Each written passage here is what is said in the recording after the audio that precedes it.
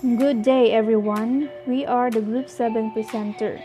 In today's discussion, we are going to tackle about Sepak Takraw.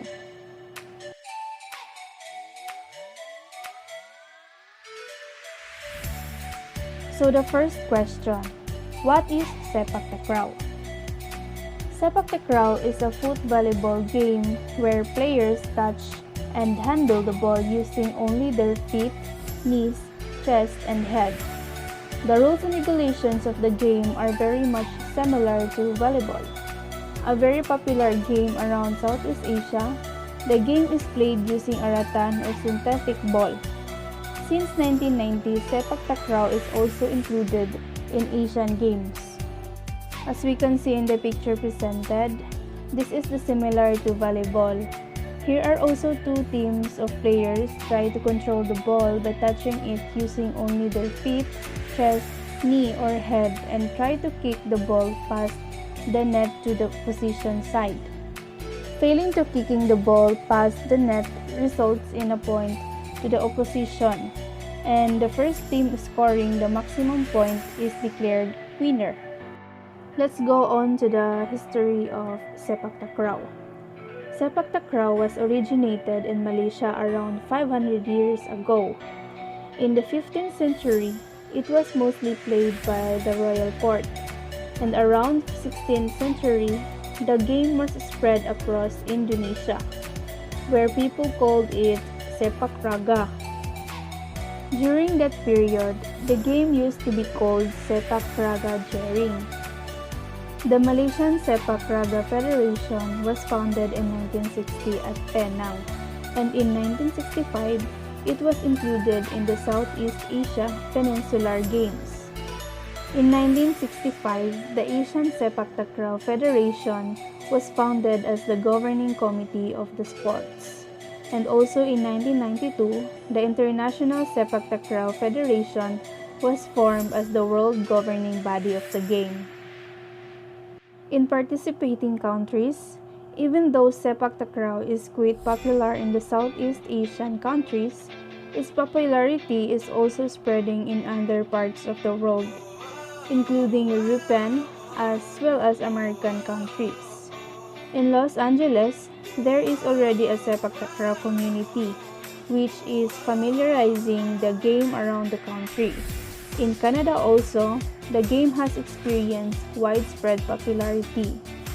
Some of the countries where Sepak Takraw is quite popular or emerging as one of the popular games are Malaysia, Thailand, Indonesia, Korea, Japan, India, Brunei, USA, Pakistan, and even our country, Philippines.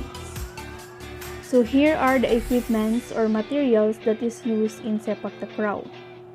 The equipment used in Sepak Takraw are mostly comprised of the net and the hand-woven rattan ball. Besides these two, other equipment such as playing jersey, shoes, and protective gears are also used. A brief discussion about all this equipment is as follows. Considered as the most essential equipment of the game, the ball is spherical in shape and usually made of synthetic fiber. In some cases, a hand-woven layer is also used. Initially, the ball was made up of rattan strips which were gradually replaced by synthetic strips. Usually, the ball has a maximum weight of 170 to 180 gram for men and 150 to 160 gram for women. Usually, the ball has a diameter of 5 inch. Ball made of without synthetic rubber must have 12 holes and 20 intersections with a maximum circumference of 42 to 44 cm for men and 43 to 45 cm for women. The ball can be single-colored or multiple-colored, but colors impairing players' performance are not allowed. In order to soften the impact of the ball on the player's body, the ball can be made of synthetic rubber or any other soft durable material that is approved by the governing committee. The next equipment that is used in the game is net. The net that is used in the game is usually made of ordinary cord or nylon. It is with 6 to 8 centimeter mesh and is usually heavier and stronger than badminton nets in order to provide better impact when the ball hits it. The net shall be 0.7 meters with a maximum length of 6.1 meters. The height of the net should be 1.42 meters from the center of the court for women and 1.52 meters for men. The next equipment is shoes. The shoes that is used in this game are light in weight, and it also have flat sides with soles rather. It has a good grip on both indoor and outdoor surfaces, and has a sole inside for supporting the high impact of constant jumping and landing. These are especially made for players to help them kick perfectly. The next one is protective gears. In this game, usually the ankle supportive bands are used by players for providing protection, as high jumping is involved throughout the game. Even knee tensors are also used by players in order to prevent joints and tendon injury. Some players use ankle gears for ankle support. Players also use forehead bandanas in order to stop the sweat running into their eyes. Next one is uniform. One of the primary reasons for adopting uniform in sports is identity. Sports uniform helps in distinguishing competing teams and players. It is also a form of identification with a country or organization. We wear uniforms for it's essential to convey our unique identity. Any attire that allows players to have any advantages over the other players is not permitted. Opposing teams must wear different colored jerseys, and each team should have a minimum of 2 sets of jerseys, one light and the dark color. Home team players must change the color of their jerseys if the opposing team wears a similar color during competition. Player attire includes jersey, shorts, sock, sports shoes with no heels. All jersey must be tucked in, and players are allowed tuck suits when playing in cold weather conditions.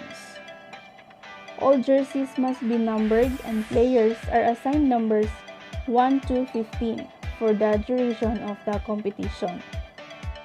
Captains of each team must wear an armband on the left arm that is a different color to the team jersey.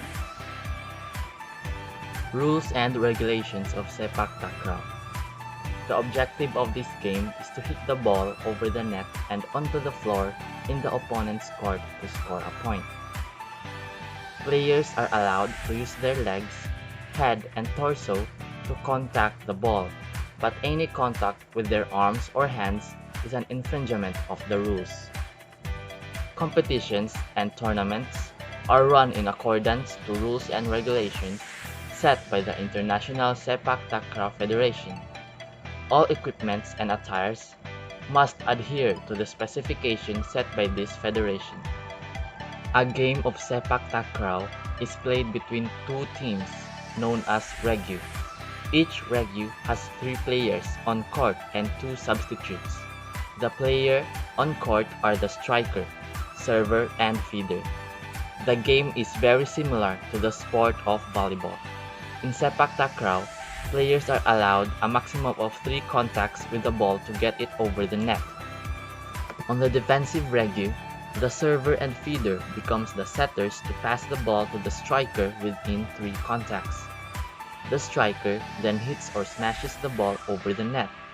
During gameplay, the Regu who commits a fault will lose service and a point is awarded to the opposing team. Service will change over a 3 consecutive points scored by the serving Regu, depending on the level of competition and rules set by the organizing committee. The first regu that scores 21 points wins the set. The set can only be won by the regu with a 2-point lead, and the maximum points a set typically reaches is 25 points.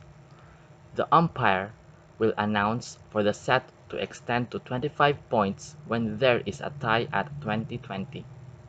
The game is played in 2 sets with a 2-minute break in between. The regu that wins 2 sets wins the match. In the event that both regus wins a set each, the match is extended to a tie-break set. This third set is played to 15 points and will be extended to 17 points if there is another tie at 14-14. Before the tie-break set, the regus will toss a coin to decide who starts the service. The service will change over when one regu scores 8 points. For the basic skills in playing the Sepak Takraw, the first skill that you should know is the inside kick, regarded as the most common and basic kick in playing the Sepak Takraw. The inside kick is used for controlling the ball. This is done with the inside of the foot as its name implies. Stand with your feet apart and bend your supporting leg a little. Hit the ball with the inside of your other foot. Next is the outside kick. Not very commonly used, the outside kick is a defensive kick that propels the ball upwards. To execute an outside kick, the outside of your foot must make contact with the ball as your knee bends inwards. The entire kicking leg should make a right angle at the knee, with the calf and foot pointing outwards. The next basic skills is the knee kick. The knee kick actually utilizes the thigh. The ball is hit with the part of the thigh that is just above your knee. The stance is reminiscent of marching, but your knees would have to be raised as high as possible. This kick is usually done by players receiving a serve. Next is the header. Not unlike a football header, a header spike in playing Sepak Takraw involves the use of the forehead to make the ball fly, especially when it's too high in the air of your kick to reach it. This technique is used for both serving and striking. Other basic skills in Sepak Takraw is what we call the horse kick serve.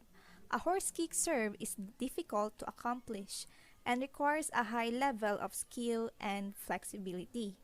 The horse kick actually refers to a high kick as high as you need the ball to go, and using your foot, hit the ball backwards over your shoulder or head. Next skills is the sandbag spike. A sandbag spike is similar to the horse kick, but done in a jump.